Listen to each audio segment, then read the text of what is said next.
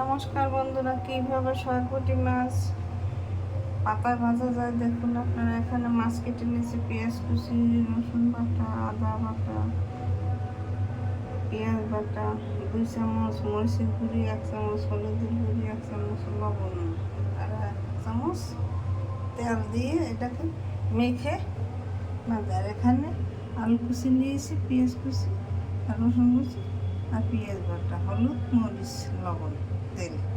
এটাকে এখন একসাথে করে মেখে নেব। 2 মিনিট পর ফিরে আসি। 2 মিনিট পর ফিরে আসছি।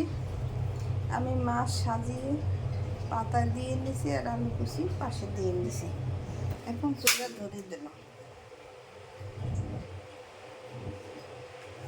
ঢাকনা দিয়ে ঢেকে দিলাম। 2 মিনিট পর ফিরে আসি। 2 মিনিট পর ফিরে আসি। মাছ থেকে জল বেরিয়েছে, এই জলটা টানবে, তারপরে আবার ফিরিয়ে দেবে।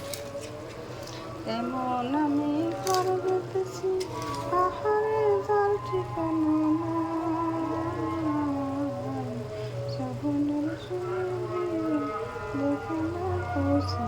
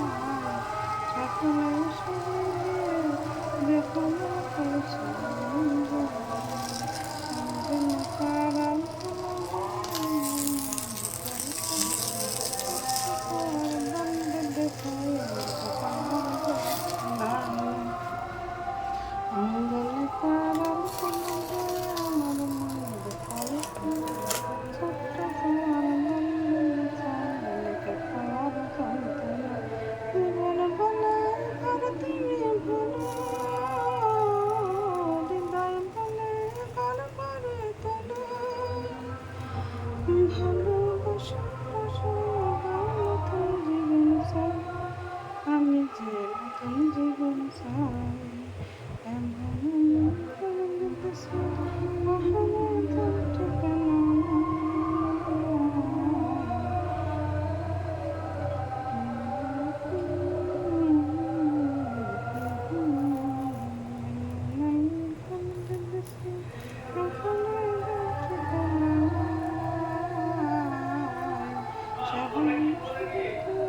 কিছু বল না।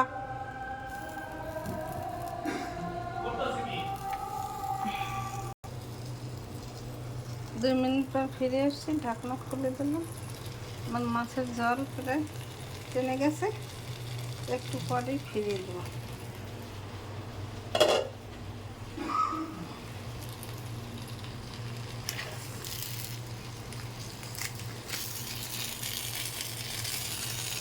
একটু ঘুরিয়ে ঘুরিয়ে দিতে হবে। 2 মিনিট পর ফিরে এসছি। 2 মিনিট পর ফিরে এসছি। আমার পাতার জল টেনে গেছে, এখন ফিরিয়ে দেব। 2 মিনিট পর এই যে একটা থালায় তুলে নিয়েছি। এখন আর একটা পাতা দিয়ে এইভাবে ঢেকে, এটা দিয়ে এইভাবে 2 পাশ ধরে তারপর ফিরিয়ে দিতে হবে। আমি 2 মিনিট পর ফিরে 2 মিনিট পর ফিরে এসেছি। আমি মাছ ভাজা ফিরিয়ে দিয়েছি। এখন 1 টেবিল চামচ তেল দিয়ে দিতে হবে।